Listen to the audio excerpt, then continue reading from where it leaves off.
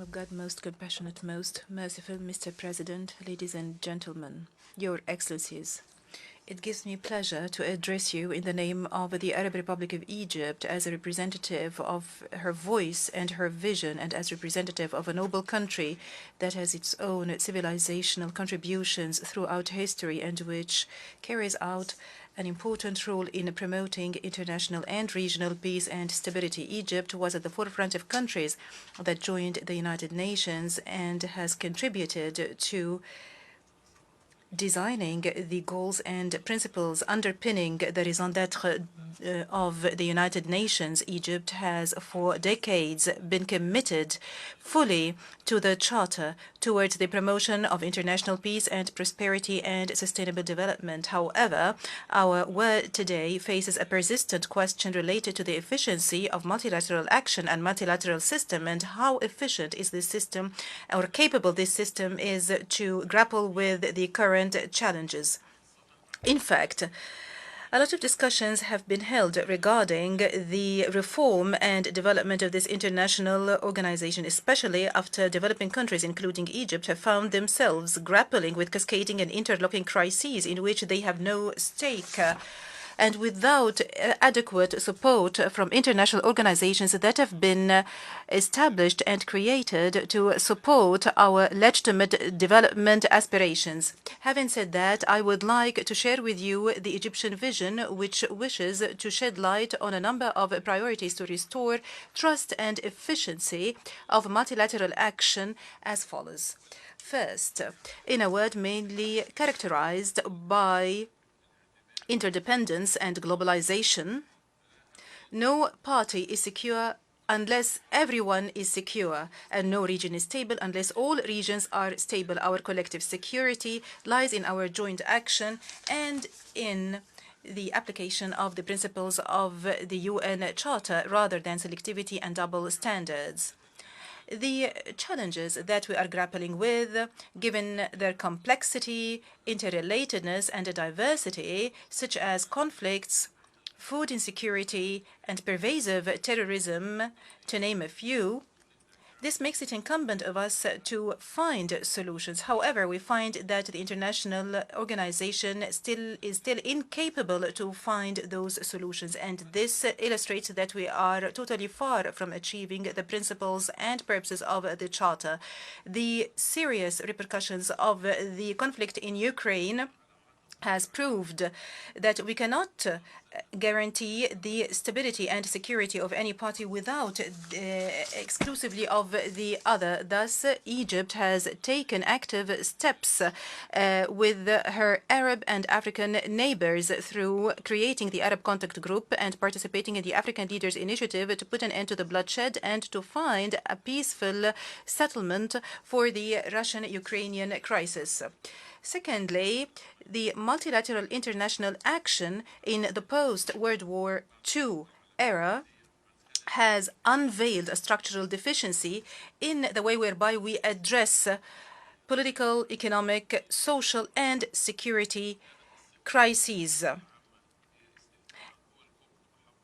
which was mainly characterized by the monopoly by major powers of the right to take a decision in total indifference to the aspirations of peoples and communities. And in this regard, we insist on the Isilwini consensus and the CERT declaration to undo the historic injustice that was sustained by our continent by way of expanding the African representation in the Security Council by securing 2 permanent seats for Africa with full privileges and prerogatives. Also, Egypt has supported the mechanisms towards promoting joint action with developing countries, and it was in the forefront of countries that founded the groupings of those countries, and we look forward to playing an active role in the BRICS to advocate the interests and aspirations of 30% of the global economy in the global south. Third, we are in dire need to restore trust in the economic tools of the global system to enable the same to address the urgent development aspirations of peoples and to take all the steps necessary to prevent conflicts.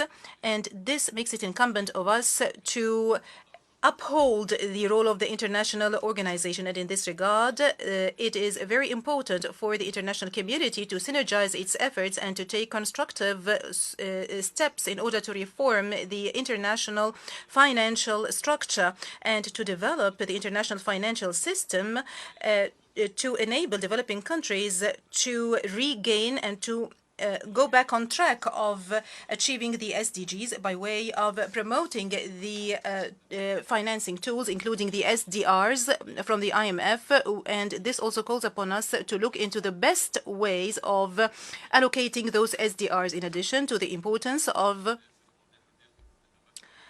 shedding light and developing the practices of multilateral development banks by way of creating more financing tools such as concessional loans and grants, in addition to improving the access by developing countries to those banks according to their national priorities. It's high time we reformed the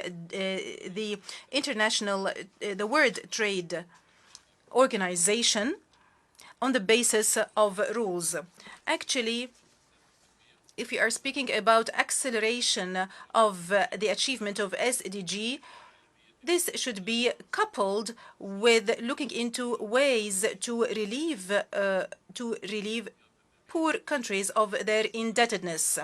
Otherwise, this will cause more economic crunch. Thus, we have to take immediate steps to address this crisis by way of creating a sustainable and comprehensive mechanism to look into the debts of low-income and middle-income countries, in addition to looking into the restructuring of the complex structure of debts, as well as the patterns of indebtedness, as well as swap of debts through development projects. This will eventually transform the challenges of debts into an opportunity towards just transition to green economy. Fourth, the world is grappling with an existential threat, namely climate change, as climate events has become part and parcel of our daily life, including floods, hurricanes, and drought. International reports stress that the world is not on track to address the climate challenge, especially in relation to the adequate financing for developing countries to support the implementation of their national pledges. And in this regard, and given the fact that Egypt is totally convinced of the importance of transformation, in Sharm el-Sheikh, in COP27, we managed to mobilize international consensus to achieve climate justice, and we reached balanced decisions based on the agreed responsibilities and principles as per the UNFCCC and the Paris Agreement. And through an as an international community, we managed to achieve historic progress as regards climate change, as well as the establishment of a track towards just transformation in development. Also, we focused on expansion of using renewable energy. As president of the COP, and given that the efforts made at present are not up to the challenge, and given the fact that certain countries have reneged on their pledges and some other countries have even posed protective customs, and in order to achieve success in the COP28 in the UAE, I would like to stress the importance of the pledges and the agreements that we have reached, especially the Loss and Damage Fund, and the importance of providing the finances necessary to achieve this goal. Fifth, our vision for developing this international organization should take into consideration the new challenges, especially the scarcity of natural resources, including water. Drinking water, which was enough for about 1 billion persons in the last millennium, today it needs to be adequate for almost 8 billion. That's why we do welcome the outcomes of the historic conference of the United Nations for water in 2023. And in this regard, I would like to highlight my country, as Egypt is going through a severe water crisis as well, and it is one of the least rainy countries, whereas the population of Egypt exceeds 105 million persons. This led to a decrease in the per capita quota of water, in addition to the water deficiency, which deficit of 50%, and this compels us to reuse the limited amount of water available for more than one time. Also, we do import virtual water in the form of food for $15 billion annually. Egypt depends on the River Nile by 98%. Thus, Egypt is more vulnerable to any unsustainable use of the water of the river. And here I would like to stress our unwavering position, which is based on the international law, as we do refuse any unilateral procedures regarding the management of transboundary water. For example, the Ethiopian Renaissance Dam, which was created without consultation and without previous adequate studies or even other studies for the impacts of the riparian states. But even Ethiopia has gone further by filling and operating unilaterally this dam, thus violating the principles of the international law and the Declaration of the Principles of 2015 and the Presidential Statement of 2021. Notwithstanding these unilateral practices on the part of Ethiopia, Egypt is keen on seriously engaging in the current negotiations, which has extended for more than 1 decade, in order to achieve or to reach a binding agreement on the rules of filling and operation, which maintains the joint interests. And we continue honestly to work with Ethiopia to reach an agreement which takes into consideration the interests of Egypt, the Sudan, and Ethiopia. And it should not be erroneously thought that a de facto would be imposed on us.